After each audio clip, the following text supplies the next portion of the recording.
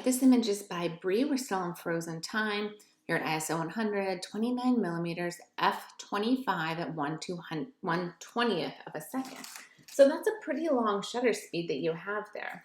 Now, what you would want to do is instead of shooting this at f25, which is the smallest aperture that your camera can probably use, you would want to open that up.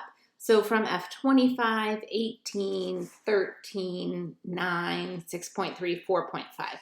That's 5 stops of light that you could have. And then from 1/20th of a second, you could take that back. 1/20th, 1/40th, 80th, 180, 320, 640. So you could shoot this at 1/640th of a second, and that would for sure freeze the time. So when we're thinking before and after, we have that because you have your subject here throwing the frisbee. We see the frisbee midair, and we see someone ready to catch it. So we know that there's a before and an after, but it's not frozen. We see movement with the frisbee.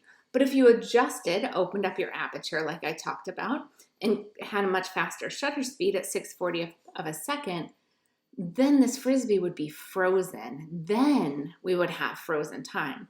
So you're close here. You're picking motion that's good.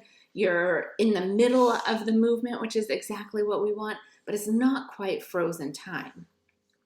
Also, as you're framing things up, I think that this side of the street is so calm, right? There's nothing happening over here. So if you just want us focused on the girls playing frisbee, moving yourself over to this side of the street and allowing the background to be more of the trees would be less of a distraction.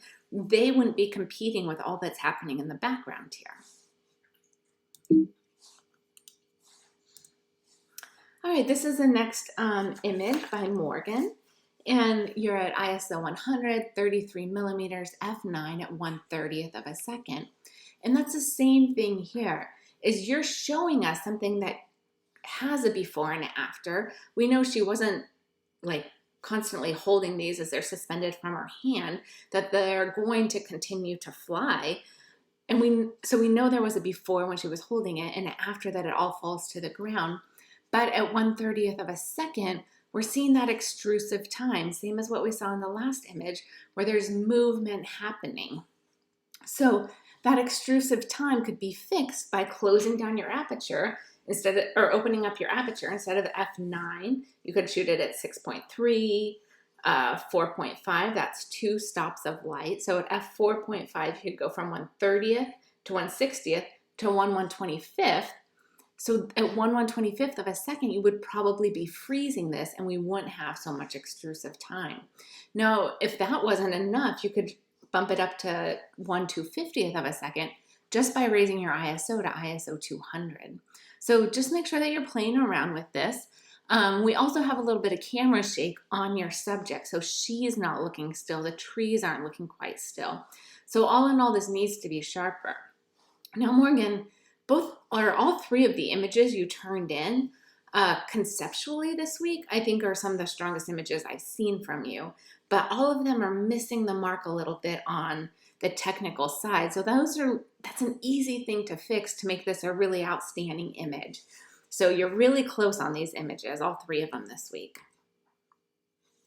All right, this image is Catherine's. You're at ISO 100, 55 millimeters, f5.6 at 1/50th of a second.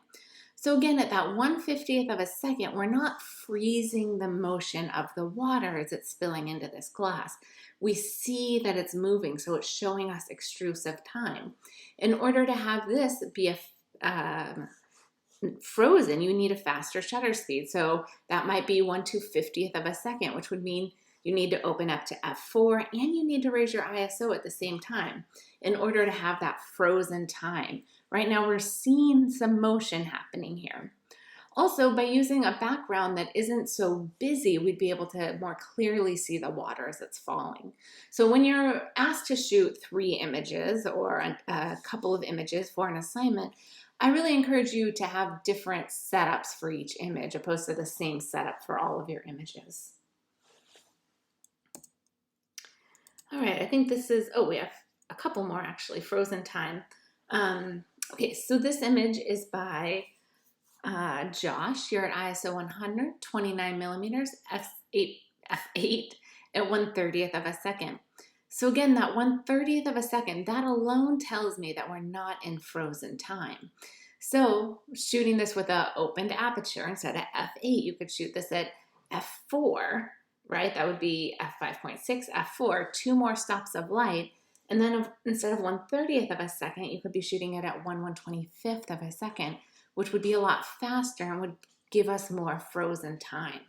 So that's one thing. I would also encourage you not to just have your dog standing here, but have movement, have a clear before and after. So right now, the dog's just standing here, and we could see maybe frozen time with the tail not wagging. But if you had thrown a treat or thrown a toy onto the ground and he or she was jumping onto the ground, that would be a lot more clear as far as frozen time. I'm going to go ahead and stop so these aren't getting too long and then move on to the next 3.